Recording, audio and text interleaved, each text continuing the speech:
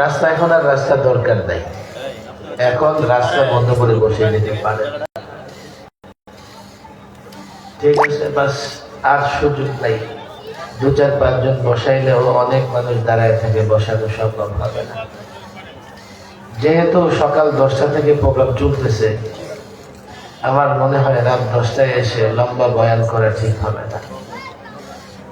যেহেতু সকাল 10টা থেকে আয়োজকরাও মেহনত করতেছে, তাদেরকেও লম্বা সময় ধরে রাখা ঠিক হবে না। তবে আমার মনে হয় মাশাআল্লাহ মাহফিল তো আমার পরেও চলবে। আরেকজন আছে, মানে 12টা বাজায় ছাড়বেন। আপনারা কখন আসছেন? এসার পরে আসছেন, টাইম মতো আসেন নাই। বলবেন না যে টাইম মতো আসেন নাই, আমি তো টাইমের আগেই চলে আসছি। আমার বলতেছে আপনার বয়স 10টা, আমি বলি 8টা। পরে কোন ক্রমে চাপাইতে নিয়ে আসছি 9:30, এখন আবার 10টাও বেজে গেছে। আপনাদের 12টা বাজা পর্যন্ত থাকতে হবে। তাহলে আমার পরেও আরেকজন বিদগ্ধ আলোচক আছে বাসা। আর এটা এই এলাকার জন্য কোনো ব্যাপারই না। এলাকার লোকেরা তো ফজর পর্যন্ত ওয়াজ শুনে অভ্যস্ত, কথা ঠিক না বেঠে? সেখানে 12টা তো ব্যাপারই না। আমি দীর্ঘ আলোচনা করব না, যেহেতু অনেক লম্বা সফর করে এসছি। তাছাড়া একটা মাদ্রাসার খতমে বুখারী অনুষ্ঠানও আছে। সফরটা এমন হয়ে গেছে, আগে ওখানে খতমে বুখারী করে আসতে সুবিধা হইত। যাই হোক, শেরপুর পর্যন্ত আসা ছোটখাটো একটা যুদ্ধ করে আসা লাগে। আল্লাহ তাবারক ওয়া তাআলা শেষ পর্যন্ত আমার পরে যিনি আছেন তার আলোচনা শুনে এরপরে বাড়ি যাবার তৌফিক দান করুন, বলেন আমিন। যুবকরা দাঁড়িয়ে আছে বেশি, আমি যুবকদের অনুরোধ করব, আমি লম্বা কথা বলবো না, তবে আমার কথা অর্ধেকটা শুনে বাড়ি যাবা না। অর্ধেকটা শুনে যদি বাড়ি যাও, গালাগালি করতে করতে যাবে। প্রয়োজনে আধা ঘন্টার চাইতেও কথা কমায় দেব। কিন্তু শেরপুরের শের যারা, শেরপুরের শের মানে কি? শের মানে কি বলেন? শেরপুরের মানুষ শের অর্থ জানে না। শের মানে কি বলেন? কি লেজ আছে পিছনে আপনাদের? বাঘ কেমনে হইলে? হিম্মত সাহস বাঘের মতো হওয়া লাগবে, কথা ঠিক না বেটে? আমি যুবকদের বলি, মাঠ ছোট হয়ে গেছে, লোকদের ডেকে আনলে কষ্ট হবে। তারপরেও এই পুরো অঞ্চলে মাইকের আওয়াজ যায় তো, আশেপাশে বাসা বাড়িতে যায় না? শহরের যুবকদের কাছে আমার অনুরোধ, 2-4 মিনিটের মধ্যে তোমরাও আসো। মাহফিল হচ্ছে শহরে, সবার আগে এই যুবকদের দায়িত্ব হচ্ছে তাদের মাহফিল আসা, শহরের যুবকদের। আমি এই শেরপুর শহরের যুবকদের বলবো, যাদের কাঁধে আবার এই আহ্বান পৌঁছাইতেছে, দ্রুত মাহফিল আসে। দেরি করে আসতেছে, জায়গা তো দিতে পারবো না, দাঁড়ায় থাকতে পারবো। তোমাদের দাঁড়িয়ে থাকতে যাতে কষ্ট না হয়, এই জন্য আমি আমার বয়ান সংক্ষিপ্তই করব। কিন্তু যুবকরা যদি আলোচনা না শোনে, যুবকরা যদি মাহফিলে না আসে, যুবকেরা যদি মাহফিলমুখী না হয়, তো এই মাহফিলগুলো শতবার সফল হয়েছে এ কথা বলা যাবে না। যুবকদেরকে মাহফিলে আসতেই হবে। আমি অনুরোধ করব, ডানে বামে রাস্তাঘাটে দোকান পাটে যে যুবকরা আসো, দ্রুত আসো। শিক্ষিত যুবকদের আমি অনুরোধ করি, তোমরাও দ্রুত আসো, তোমরাও দ্রুত আসো। আর মাদ্রাসা কর্তৃপক্ষকে বলি, এত ছোট জায়গায় মাহফিল হবে না। এত লোক দাঁড়িয়ে থাকলে পিছন থেকে দেখবেও না, আওয়াজও শুনবে না, বুঝবেও না। এই কোনার জায়গাটা কি আছে? হ্যাঁ, এই যে তেরা জায়গাটা কি? হ্যাঁ, দোকান। আচ্ছা, এটা তো উঠানো যাবে না। মানে বলতাম যে পর্দাগুলো উঠায় দাও। এই পর্দার পরে কি আছে? হ্যাঁ, দোকান না খালি? দোকান খালি আছে? দেখেন তো, এদিক থাকা না, এই পর্দাটা থেকে খুলে দেওয়া যায় কিনা? দোকান আছে তাহলে থাক, দোকানপাট থাকলে থাক। এই পাশে কি বসার কোনো সুযোগ আছে? আমরা 2-3টা লাইন কি বসতে পারবো? বসার মতো কোনো জায়গা আছে? হ্যাঁ, একটু পারলে বসে যান না, দেখি না, একটু বসে যান, বসে যান, যেটুকু জায়গা আছে বসে পড়ে, বসে পড়ে। একটু যতক্ষণ সুযোগ আছে, সামনে যারা আছি বসে যাই, আর তো আগানোর জায়গা নাই। যারা বসে আছে ওদের একটু আরামে বসে দরকার। উঁচু আওয়াজে তাকবীর বলি, আল্লাহু আকবার। সবাই সবাই আল্লাহু আকবার। শেরপুরের মানুষের তো শের আছে মনে হয় না, তাকবীর ধ্বনিতে আওয়াজ নাই। এই ছেলে বসো বসো, হ্যাঁ বসো পড়ো, বসো পড়ো। উঁচু আওয়াজে তাকবীর দিতে পারবেন? বলেন আল্লাহু আকবার। নারে তাকবীর। মনে হয় না সবাই বলে। জমা রাখছেন নির্বাচনের জন্য, 2-2.5 মাস পরে তো নির্বাচন। আমার ভাই তোমার ভাই কাঁপাইতে হবে না? নারে তাকবীর।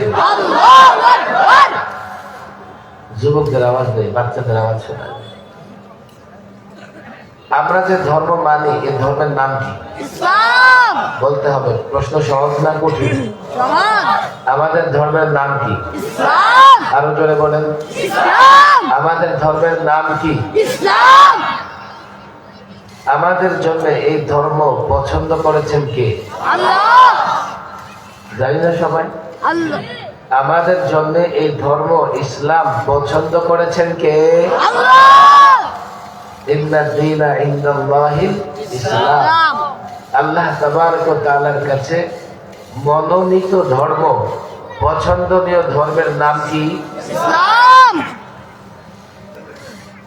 ইসলাম ছাড়া আরো কিছু ধর্ম আছে, সেগুলো এখন আল্লাহর পছন্দের নয়। সেগুলো আল্লাহ তাবারক ওয়া তাআলা আমাদের জন্য মনোনীত করেননি। ইসলাম ছাড়া অন্য যত ধর্ম আছে, এই ধর্মগুলোকে আপনি দুভাগে ভাগ করতে পারেন, বা টোটাল ধর্মগুলোকে দুভাগে ভাগ করতে পারেন। এক ভাগ ধর্ম মানব রচিত, ওই ধর্মগুলো বানিয়েছে মানুষেরা, যেমন পৌত্তলিকতার ধর্ম, মূর্তি পূজার ধর্ম, অগ্নি পূজার ধর্ম, নক্ষত্র পূজার ধর্ম। এই সব ধর্ম বানিয়েছে মানুষ।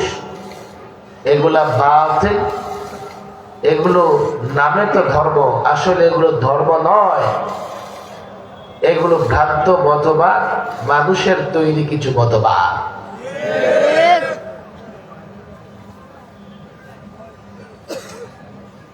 দুই নাম্বার, দ্বিতীয় প্রকারের ধর্ম আল্লাহ প্রদত্ত ধর্ম। আল্লাহ তাবারক ওয়া তাআলা নবী রাসূল পাঠিয়ে যে ধর্মগুলো প্রতিষ্ঠা করেছেন, এগুলো আবার দুই প্রকার। এক প্রকারের ধর্ম, এগুলোর মেয়াদ শেষ হয়ে গেছে, ওই ধর্মগুলোর উপরে এখন আর আমল করবার সুযোগ নাই। তবে সেগুলো সত্য ধর্ম। আল্লাহ তাবারক ওয়া তাআলা পয়গম্বর প্রেরণ করে, নবী রাসূল প্রেরণ করে সেই ধর্মগুলো প্রতিষ্ঠা করেছিলেন।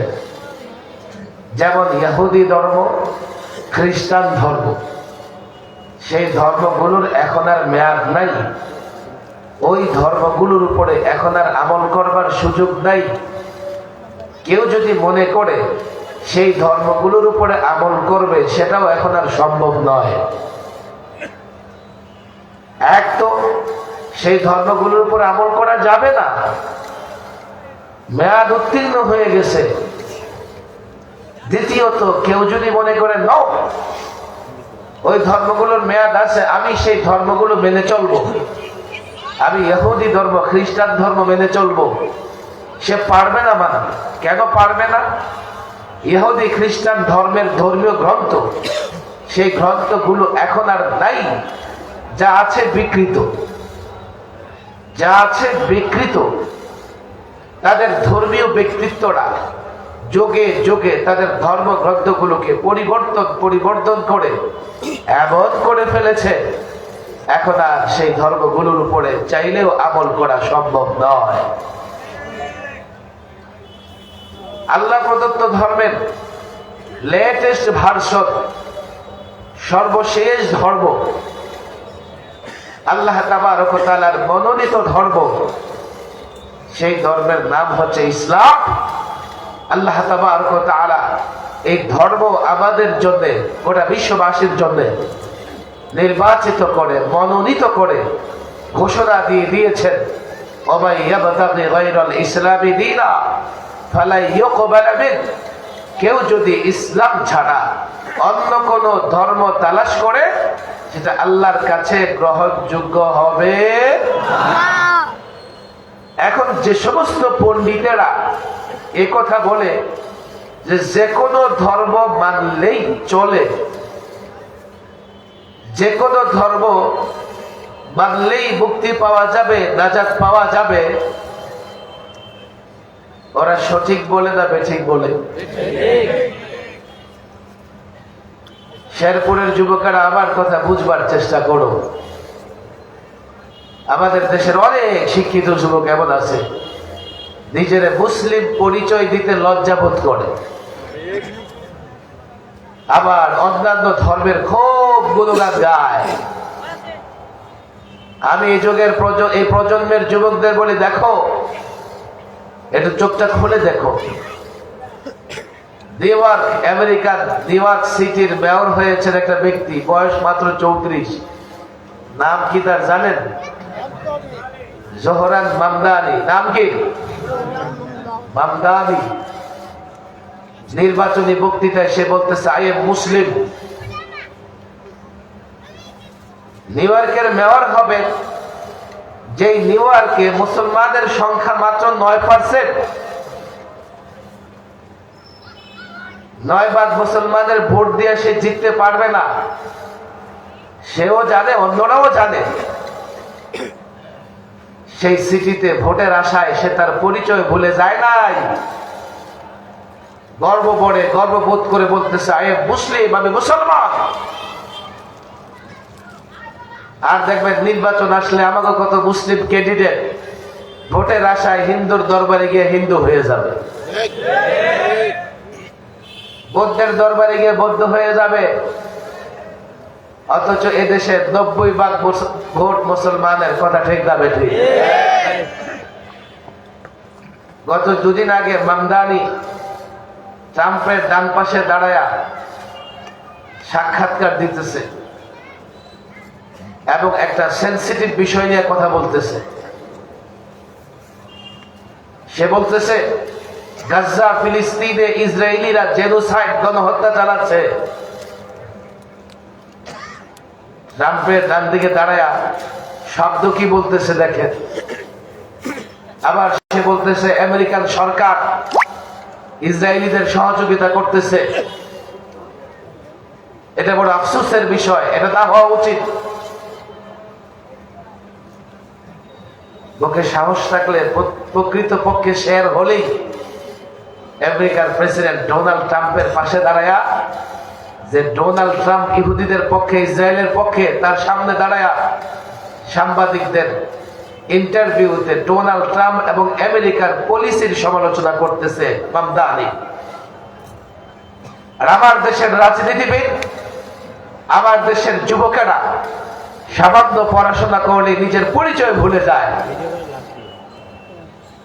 মুসলিম পরিচয় ভুলে যায়। অথচ আমরা এটাকে গর্ব করে বলতে পারি, বর্তমানে 1400 বৎসর ধরে একমাত্র ধর্ম, আল্লাহর মনোনীত ধর্ম, আল্লাহর নির্বাচিত ধর্ম, আল্লাহর পছন্দনীয় ধর্ম হচ্ছে ইসলাম। ইসলাম ছাড়া অন্য কোন ধর্ম গ্রহণযোগ্য নয়, গ্রহণযোগ্য হবে না। এরপরেও আবার আপনার মুসলিম সন্তানেরা নিজেকে মুসলিম দাবি করতে লজ্জাবোধ করে। আবার কিছু তো আছে খুব পণ্ডিত, যে কোনো ধর্ম মানলেই চলবে। আল্লাহ বলতেছেন অন্য কোন ধর্ম গ্রহণযোগ্য নয়, আরে পণ্ডিত কপাল পোড়া বলতেছে যে কোনো ধর্ম মানলেই চলবে। আমরা আল্লাহ প্রদত্ত সব ধর্মের উপর ঈমান আনি, সমস্ত নবী পয়গম্বরের উপর ঈমান আনি, কিন্তু মনে রাখতে হবে, আমি বাংলাদেশের সংবিধান দিয়ে একটা উদাহরণ দেই। এ পর্যন্ত বাংলাদেশের সংবিধান 17 বার অ্যামেন্ডমেন্ট হয়েছে, সংশোধন হয়েছে। আমরা এবার 18 নম্বরের সংশোধন করলাম, জুলাই সনদে স্বাক্ষর করলাম। আগামীর বাংলাদেশ নতুন একটা সংবিধানের অধীনে পরিচালিত হবে। ওই পুরনো 72-এর সংবিধান আর বাংলাদেশে চলবে না। ধর্ম নিরপেক্ষতার সংবিধান আর বাংলাদেশে চলবে না। নতুন একটা সংবিধান দিয়ে বাংলাদেশ পরিচালিত হবে। 17 বার সংবিধান সংশোধন হয়েছে। কেউ যদি বলে আমি এটা মানি না, আগেরটা মানি, রাষ্ট্রদ্রোহিতার কারণে তার বিরুদ্ধে মামলা হবে, ফাঁসিও হতে পারে। ইহুদি খ্রিস্টান ধর্ম তার মেয়াদকালে সঠিক ছিল। আল্লাহ তাবারক ওয়া তাআলা লেটেস্ট যে ধর্মবিধান ধর্মমত দিয়েছে ইসলাম, ইসলাম ছাড়া অন্য কোন ধর্ম এখন আর কোনোভাবেই গ্রহণযোগ্য নয়। এটা ঈমান, এর ব্যতিক্রম কেউ যদি দাবি করে তার ঈমান সে হেফাজত করতে পারবে না। এক নম্বর কথা।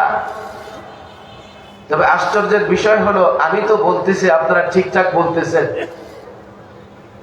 ওই শিক্ষিত সমাজ তারা কিন্তু প্রশ্ন করে বসবে, এই যুগে কি ইসলাম চলে হুজুর? ইসলাম কেমনে চলে? মানুষ বিজ্ঞান চর্চা করতে করতে মঙ্গল গ্রহে প্লট বিক্রি করতেছে, সকাল বিকাল চাঁদে যাইতেছে, আর আপনারা আসেন 1500 বছর আগের ইসলাম দিয়া। এই যুগে তো ইসলাম চলে না, ইসলাম দিয়ে রাষ্ট্র চলে না, ইসলাম দিয়ে বিচার ব্যবস্থা চলে না, এই ধরনের মন্তব্য বক্তৃতা দেয় এমন লোকজন আসে না নাই? আমি এখানে অনেক ওলামা একরাম এখানে আছেন, মাদ্রাসার ছাত্ররাও এখানে আছে, যুবকরাও আছে। আমি এখানে আমাদের একটা ব্যর্থতা দেখি।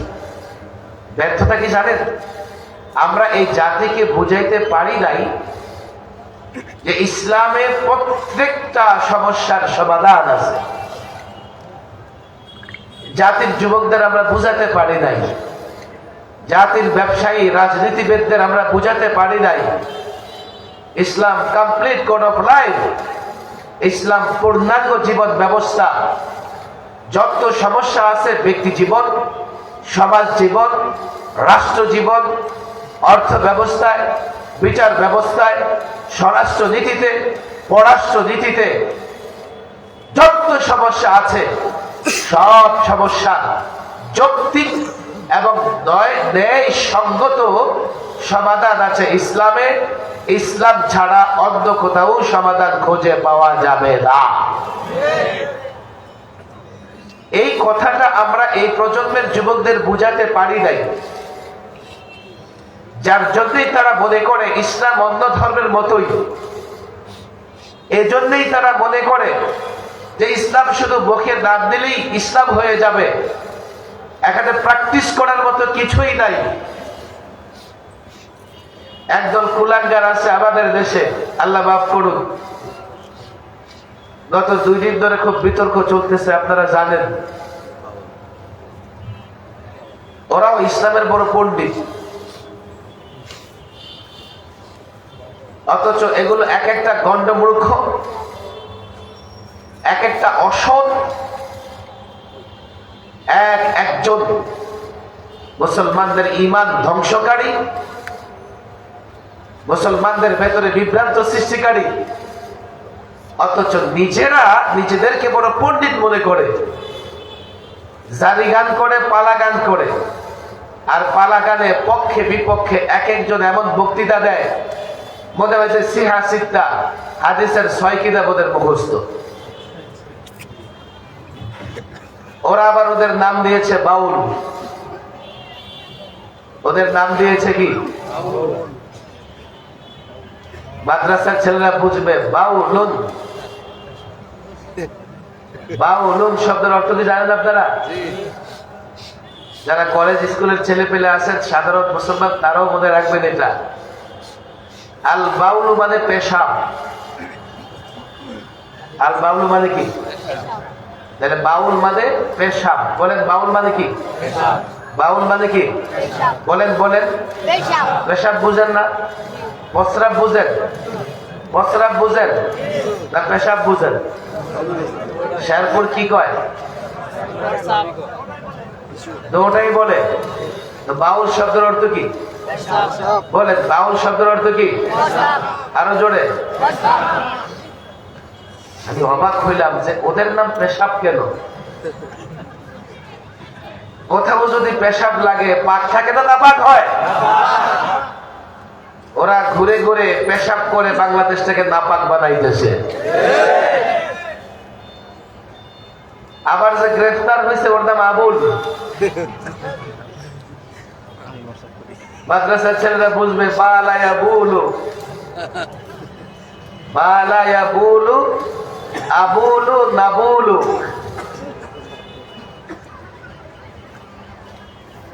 যেমন বাউল মানে পেশাব। এখন ইংলিশ শিক্ষিত যারা, তারা পার্সন চেঞ্জ করে পরিবর্তন করতে পারে। সে পেশাব করে, তারা পেশাব করে, তুমি পেশাব করো, তোমরা পেশাব করো, আমি পেশাব করি, আমরা পেশাব করি। যদি বলে আমি পেশাব করি, এটা আরবি হলো আবুল। আমি পেশাব করে আরবি কি? বলেন আমি পেশাব করে আরবি কি? এক আবুল গ্রেফতার হয়েছে। কেন না সে সারা দেশে, সে নিজেই বলতেছে আমি সারা দেশে ঘুরে ঘুরে আবুল পেশাব করি। ওরা আবার শিল্পী। তো তারা শিল্পী হলে গান বাজনা করস না, হারামখোর কর। কিন্তু তারা গান বাজনার মধ্যে কোরআন হাদিস জানোস কেন? বলে যে আমরা পক্ষে বিপক্ষে বিতর্ক করি।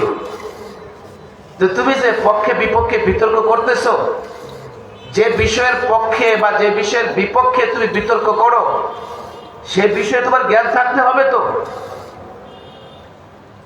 আমি পেশাব করি, পেশাবখোর আবুল এক প্রোগ্রামে দাঁড়ায়া 3টা আরবি ব্যঙ্গাত্মক ভাবে 3টা আরবি উচ্চারণ করে বলে কি আল্লাহ এগুলো কি বলছে, একসময় এক কথা বলে, নাউযুবিল্লাহ বলে। অথচ এগুলো একটাও আল্লাহর কথা নয়। এরপরে যে সে আল্লাহর শানে নিকৃষ্ট শব্দগুলো ব্যবহার করছে, আল্লাহর শানে এমন শব্দ সে ব্যবহার করছে, কোন মুসলমান এই বেয়াদবিমূলক শব্দ উচ্চারণ করতে পারে না। কথা দীর্ঘ হয়ে যাবে। এখন একদল আমার দেশের একটা উপদেষ্টা পর্যন্ত,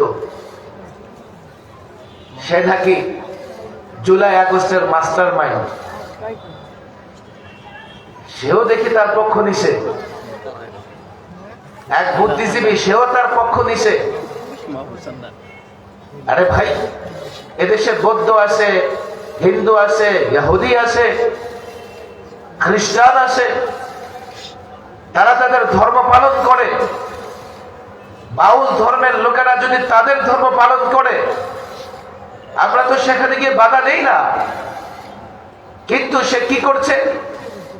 বিকৃতভাবে কোরআন এবং হাদিসের শব্দগুলো উচ্চারণ করছে।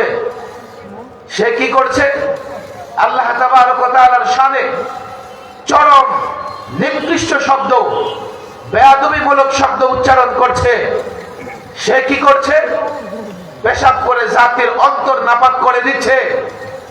আমরা তার প্রতিবাদ করেছি, তাকে গ্রেফতার করা হয়েছে, এখন তার শাস্তি নিশ্চিত করতে হবে। কিন্তু ওই যে নামে মাত্র মুসলিম, নামে মাত্র মুসলিম। তারা মনে করে, বাউলরাও মনে হয় ইসলামের বড় পণ্ডিত। সেটাই বলছি, ইসলাম না বুঝবার কারণে এই কপাল পোড়ারা একজন নাস্তিক বেঈমানের পক্ষ নিয়েছে। তারাই দেখবেন বড় বড় বক্তৃতায় বলবে এই যুগে ইসলাম চলে না। তারাই আবার বড় বড় বক্তৃতা করে ইসলামের নানা ত্রুটি ভুল ধরে বেড়াবে। ইসলাম সম্পর্কে সামান্য জ্ঞান নাই, বুদ্ধি নাই। দেখবেন যে ইসলামের কোরআন সুন্নাহর ভুল ধরে বেড়ায় গণ্ড মূর্খের দলেরা। আমি এই প্রজন্মের যুবকদের বলবো, দেখো, আমি বলি না আমি যা বলতেছি মেনে নাও, আমি এতটুকু বলি, আমি যা বলতেছি চিন্তার জায়গা তৈরি করো, চিন্তার জায়গা তৈরি করো। ইসলাম ছাড়া তোমার আমার মুক্তির আর কোনো পথ নাই, আর কোনো পথ নাই। ইসলাম আল্লাহ আমাদের জন্য মনোনীত করেছেন, আমাদের জন্য পছন্দ করেছেন। ব্যক্তি থেকে সমাজ, রাষ্ট্র, যেখানে ইসলামের ছোঁয়া লাগবে সেখানে প্রকৃত উন্নয়ন হবে, ডেভেলপ হবে। ইসলাম ছাড়া মুসলমান কোনোদিন দুনিয়াতেও ডেভেলপ করতে পারবে না, পরকালেও মুক্তি পাবে না। কথা ঠিক যাবে ঠিক। এই জায়গায় একটা চ্যালেঞ্জ আমি যেটা মনে করি, সেই চ্যালেঞ্জটা হচ্ছে এই যুবকদের অনেক প্রশ্ন আছে ইসলাম দিয়া, যেমন এই বাউল শিল্পীদেরও আছে। আবার এই বাউল শিল্পীরাও তো এই যুবকদের নানা প্রশ্ন করে করে তাদের মেধা, তাদের মস্তিষ্ক নষ্ট করার চেষ্টা করে। এই যুগে ইসলাম চলে কিনা, এই যুগে ইসলাম দিয়ে রাষ্ট্র চলবে কিনা, ইসলাম দিয়ে অর্থ ব্যবস্থা চলবে কিনা, ইসলাম দিয়ে বিচার ব্যবস্থা চলবে কিনা, ইসলামে প্রত্যেকটা সমস্যার সমাধান আছে কিনা, এমন একটা প্রশ্ন আছে। আপনারা যদি মনে করেন যে আপনারা মনে করেন যে সব সমস্যার সমাধান আছে, তো শুধু মনে করেন, শুধু মনে করেন। বাস্তবতায় আপনাদের কর্মকাণ্ডে এটা বোঝা যায় না যে ইসলামেই সমাধান আছে। যদি বোঝা যেত, অন্য সব ইসম, অন্য সব তন্ত্র মন্ত্র বাদ দিয়া কিভাবে ইসলাম প্রতিষ্ঠা করা যায় সেই চেষ্টাই করতেন। একদল তো অস্বীকার করে, আর দেশের সাধারণ মানুষ তো অস্বীকার করে না। বিশ্বাসের জায়গাটা দুর্বল, এই জন্যই বলি দুর্বল। বিশ্বাস যদি করে, সত্যিকার অর্থে শক্তিশালী বিশ্বাস হয়ে থাকলে দেশে বিশ্বাস করে তা বাস্তবে রূপ দেওয়ার চেষ্টা করতো। কথা ঠিক না ঠিক? আমরা কজন এই চেষ্টা করি ইসলামকে যাতে পরিপূর্ণভাবে মেনে চলে সর্বত্র শান্তি প্রতিষ্ঠা করতে পারি। আজকে 10 ভাগ মুসলমান ওই চেষ্টা করে না, 10 ভাগ মুসলমানও চেষ্টা করে না। আপনি এক একটা সমস্যা রাখেন, অনেকে ব্যবসা করতে চায়, খেয়াল করেন কথা। ব্যবসা করো ভাই, সমস্যা নাই, বড়লোক হতে কোনো নিষেধ নাই। কেউ যদি 1000 কোটি টাকার মালিকও হয়ে যায় সমস্যা নাই। কেউ যদি 150 তলা বিল্ডিং এর মালিক হয় তাতেও সমস্যা নাই। আমরা শুধু এতটুকু বলি, ইসলাম মেনে ব্যবসা করো, হালাল পথে ব্যবসা করো, সৎ দোষ ছেড়ে ব্যবসা করো। হবে কি, দুনিয়াতেও সম্পদের মালিক হবা, মরার পরেও জান্নাতের মালিক হয়ে যাবা। আমাদের যুবকেরা রাজনীতি করতে চায়, করো না রাজনীতি, সমস্যা কি? করো। বলে হুজুর রাজনীতি করবো তন্ত্র মন্ত্র দিয়ে। নো, তন্ত্র মন্ত্র দিয়ে যদি রাজনীতি করো তো তোমরা পশ্চিমাদের গোলাম হয়ে যাবা। আমাদের কুমিল্লাতে কোকা কোলা ইন্ডাস্ট্রি ফ্যাক্টরি আছে, মালিক বাংলাদেশের মানুষ, বানায় বাংলাদেশের লোকেরা, শ্রমিকরা, খায়ও বাঙালিরা, লাভের একটা পার্সেন্টেজ ইসরায়েলে চলে যায়। ওরা কেন? কারণ এই ব্র্যান্ড তাদের, কোকা কোলা ব্র্যান্ড ইহুদি ইসরায়েলিদের। ব্যবসা তুমি করবা, সব তুমি করবা, মুনাফার একটা অংশ তাদের দিতে হবে। পশ্চিমা তন্ত্র মন্ত্র ফর্মুলা দিয়ে যদি রাজনীতি করো, রাজনীতি করবা এই দেশে, মারামারি করবা এই দেশে, রাজত্ব করবা এই দেশে, কিন্তু তাদের গোলামি করা ছাড়া কিছুই করতে পারবা না।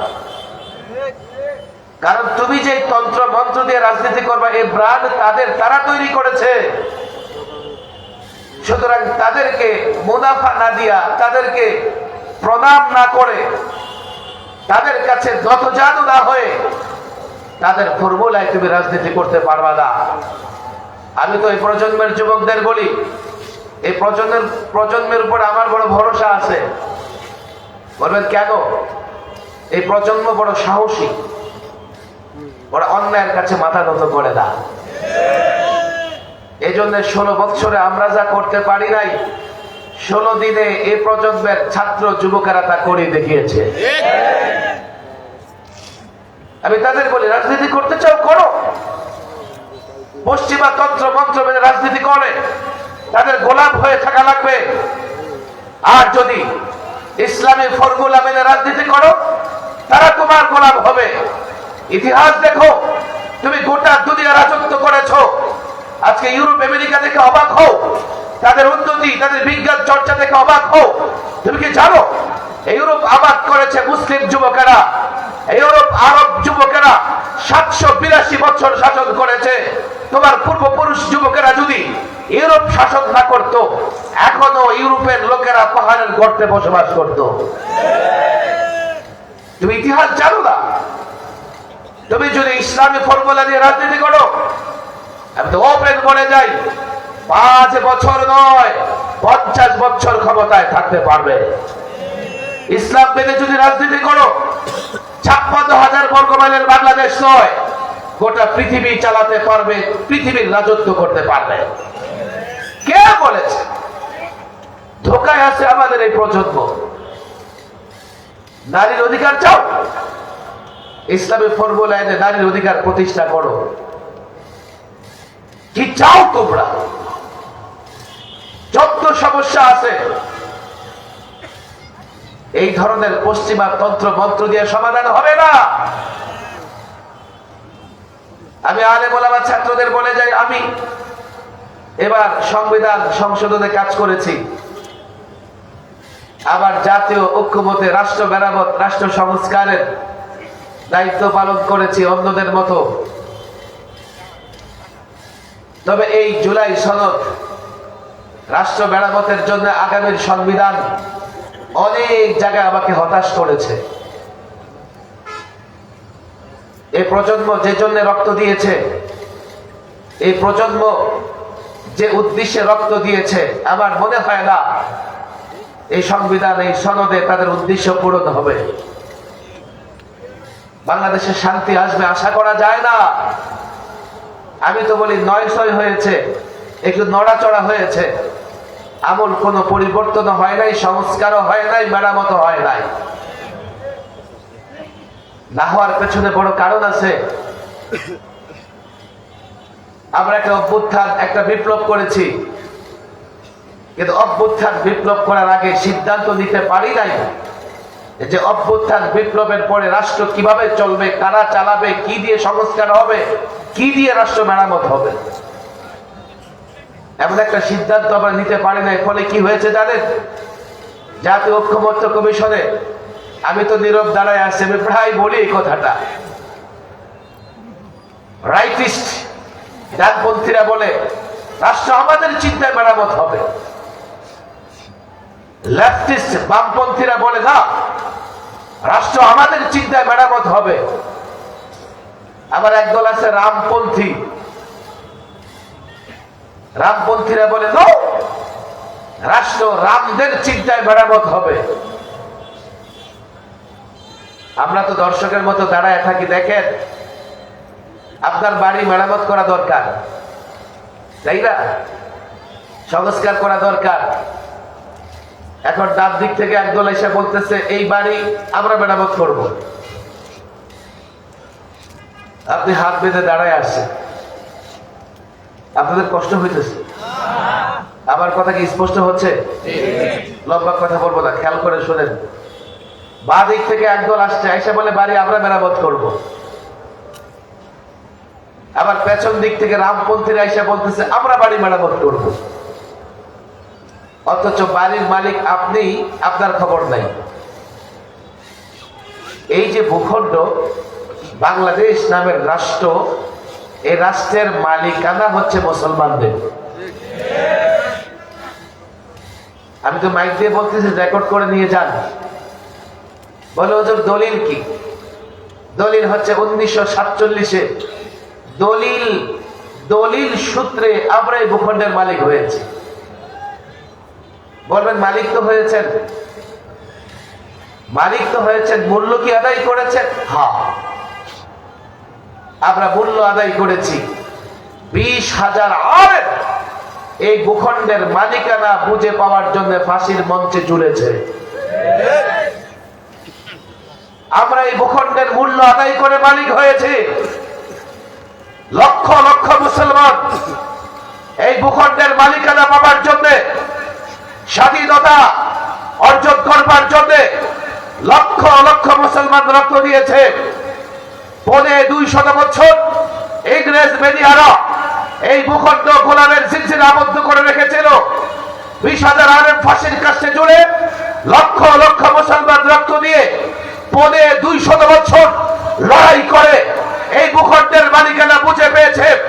1947-এ আমরা সেই মালিকানা বুঝে পেয়েছি। 47-এ আমরা এই ভূখণ্ড কেন বাছাই করে নিয়েছি?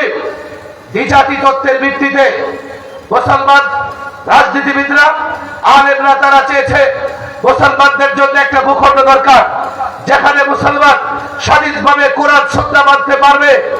এজন্যই পাকিস্তান নামের একটা রাষ্ট্র, আলাদা রাষ্ট্র গঠিত হয়েছে, যাতে পাকিস্তানের মুসলমানেরা স্বাধীনভাবে ধর্মকর্ম পালন করতে পারে।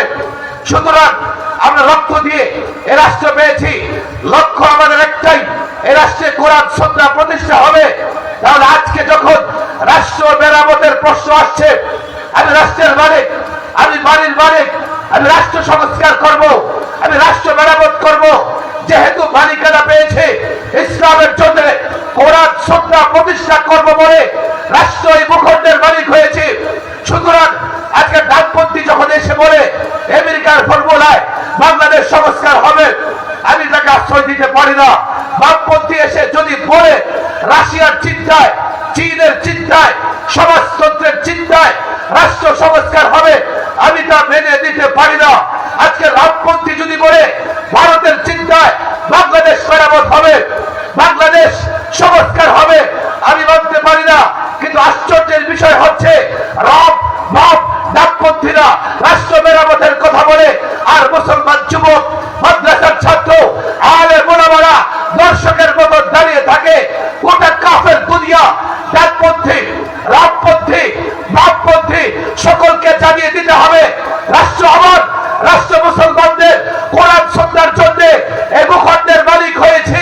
বলে দাও তাদেরকে, কোরআন সুন্নাহ ছাড়া অন্য কোন তন্ত্র মন্ত্র দিয়ে রাষ্ট্র মেরামত হবে না।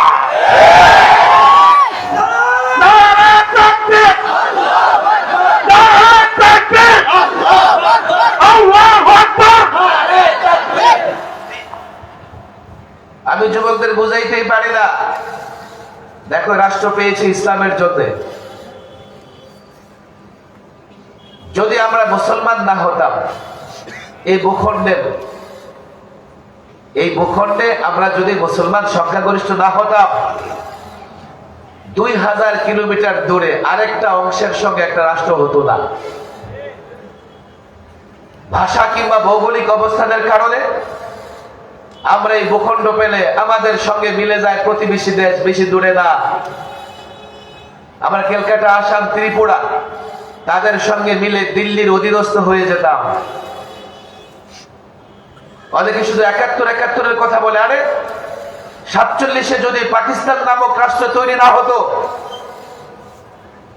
আমরা যদি তখন পাকিস্তান দুইটা অংশ মিলে একটা রাষ্ট্র না বানাতাম, আমরা যদি ত্রিপুরা, 7 সিস্টারের মতো, ক্যালকাটার মতো দিল্লির অধীনস্থ থাকতাম 47-এ, তো 71-এ যুদ্ধ করে স্বাধীন রাষ্ট্রের কল্পনাও করা যেত না।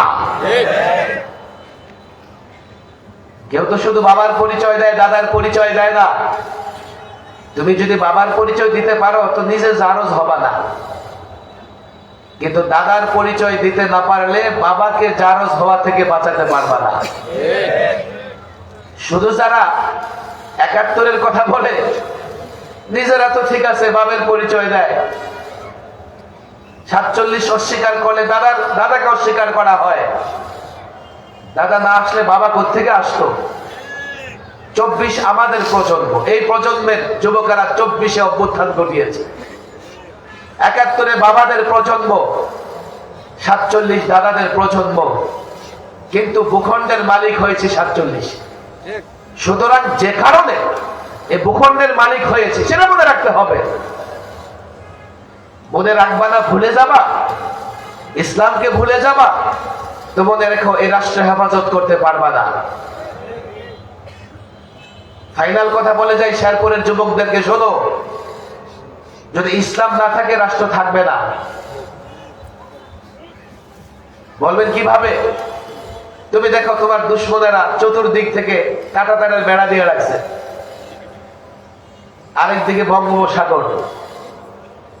কাল দুশ্মনেরা তোমার উপর আগ্রাসন চালাতে পারে, এই স্বাধীন রাষ্ট্রে হস্তক্ষেপ করতে পারে। তুমি বলবা যে লড়াই করবা, কেমনে লড়াই করবা? তাদের জনসংখ্যা ১৫০ কোটি আর তুমি মাত্র ১৭ কোটি। তাদের একটা অঙ্গরাজ্যের সমানও তোমার এই ভূখণ্ড না। আবার তাদের আছে অ্যাটম পাওয়ার, অত্যাধুনিক মিসাইল। আবার তাদের সম্পর্ক তোমাদের চিরশত্রু ইহুদিদের সঙ্গে। তাদের বিশাল সৈন্যবাহিনী, সেনাবাহিনী ৩ দিকে তোমাকে গ্রাও করে রেখেছে। এই পত্তলিক গোষ্ঠী এক রাতে হায়দ্রাবাদ দখল করে নিয়েছিল। তোমরা তো ইতিহাস পড়ো না, বাস্তবতা বোঝো না। হায়দ্রাবাদ একটা স্বাধীন রাষ্ট্র ছিল, মুসলমানদের একটা স্বাধীন রাষ্ট্র হায়দ্রাবাদ ছিল। এই দিল্লি এক রাতে আগ্রাসন চালিয়ে হায়দ্রাবাদ দখল করে দেয়। কালকে বাংলাদেশ দখল করবে না, বাংলাদেশে হস্তক্ষেপ করবে না, তুমি কি করে সেটা বিশ্বাস করো? লড়াই করবা? কেমনে লড়াই করবা? তোমার প্রস্তুতি কি আর তাদের অবস্থা কি? পারবা না লড়াই করতে। দেশ ছেড়ে পালাবা, রোহিঙ্গারা বাংলাদেশে এসে আশ্রয় নিয়েছে, তুমি কোথায় যাবা? আরাকান থেকে রোহিঙ্গারাই বাংলাদেশে চলে আসছে, তুমি যাবা কোথায়? আরেকদিকে দক্ষিণ দিকে বঙ্গোপসাগর, বঙ্গোপসাগরে যাবাই পড়বা তো সলিল সমাধি হয়ে যাবে। নত জানু হবা, গোলাম হয়ে যাবা, মায়ের ইজ্জত বাঁচাতে পারবা না, বোনের ইজ্জত বাঁচাতে পারবা না। যুবক, গোলামের জিনজিরে আবদ্ধ হয়ে যাবা। তোমাদের হাতে ধরে পায়ে ধরে বলে যাই, তোমরা যদি বিজয়ী হতে চাও, রাষ্ট্র রক্ষা করতে চাও, স্বাধীনতা রক্ষা করতে চাও, একটা পাওয়ার আছে তোমাদের হাতে, শক্তি আছে তোমাদের হাতে, যা অ্যাটম পাওয়ারের চাইতে পাওয়ারফুল, যা মিসাইলের চাইতে পাওয়ারফুল। তা হচ্ছে ইসলাম। আল ইসলামু ইয়ালু ওয়ালা ইউলা। ইসলাম বিজয়ী ধর্ম, ইসলাম কোনোদিন পরাজিত হয় না। বিশ্বাস করো না? একটা যুদ্ধ দেখো, ইসলাম পন্থীরা বদরের প্রান্তরে দাঁড়িয়ে গেছে, কাফের বেঈমানরা তাদের মোকাবেলা করতে পারে নাই, খন্দকে মোকাবেলা করতে পারে নাই, খায়বরে মোকাবেলা করতে পারে নাই, তাবুক যুদ্ধে মোকাবেলা করতে পারে নাই। একজন ১৭ বছরের যুবক মুহাম্মদ বিন কাসেম সিন্ধু বিজয় করেছে, রাজা তাহিরকে পরাজিত করে। আরব থেকে এসে ১৭ বছরের একজন যুবক সিন্ধু বিজয় করেছে, যার পরে পর্যায়ক্রমে দিল্লিতে ইসলামের পতাকা উড্ডীন হয়েছে। ১৭ বছরের মুহাম্মদ বিন কাসেম পাওয়ার কি ছিল? ক্ষমতা কি ছিল? ক্ষমতা ছিল ইসলাম। ইসলাম পাওয়ারফুল, এতটাই পাওয়ারফুল। ইসলাম যদি ধরতে পারো, ইসলাম যদি মানতে পারো, আল্লাহর কসম করে বলি, ইসলাম এতটা পাওয়ারফুল, দিল্লি থেকে তেল আবিব পর্যন্ত, মস্কো থেকে ওয়াশিংটন পর্যন্ত কাফের দুনিয়া, ইহুদি নাসারা বেঈমান যদি তুমি মুসলমানদের বিরুদ্ধে দাঁড়িয়ে যায়, আল্লাহর কসম ইসলাম বিজয়ী হবে,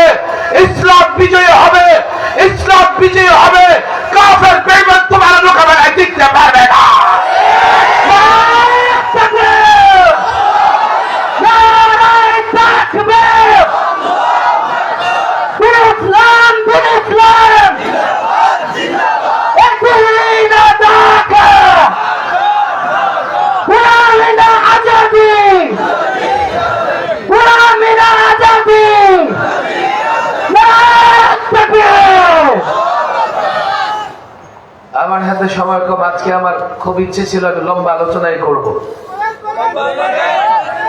কিন্তু যেহেতু একটা মাদ্রাসার খতমে বুখারী আছে আমাকে সেখানে যেতে হবে। আজকে এতটুকু ওয়াদা করেন, ইসলাম আমাদের জন্য পছন্দ করেছেন কে? বলেন কে? বলেন কে? আল্লাহর পছন্দ, আমাদের পছন্দ, কোনো সন্দেহ আছে? দুই, ইসলাম ছাড়া অন্য কোন ধর্ম আল্লাহর কাছে গ্রহণযোগ্য।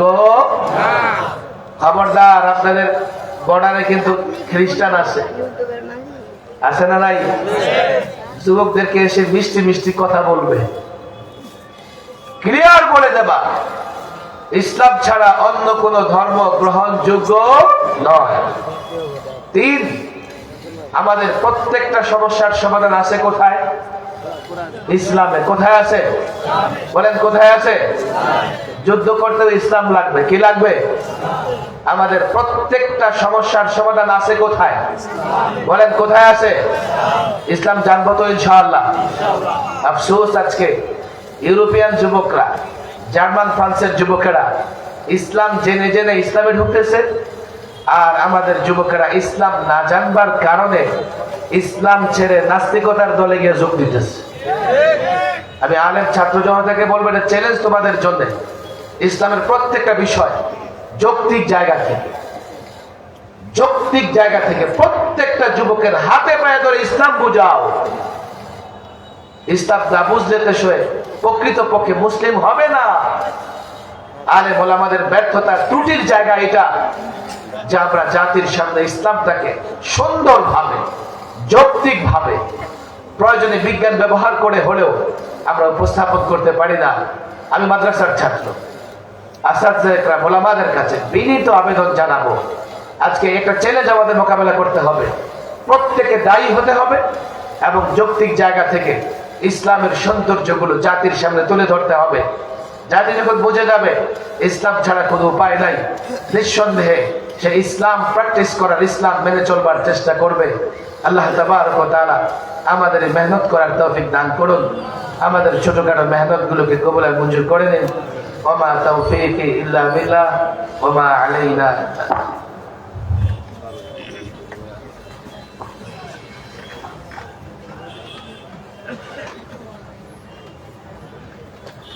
Thank you.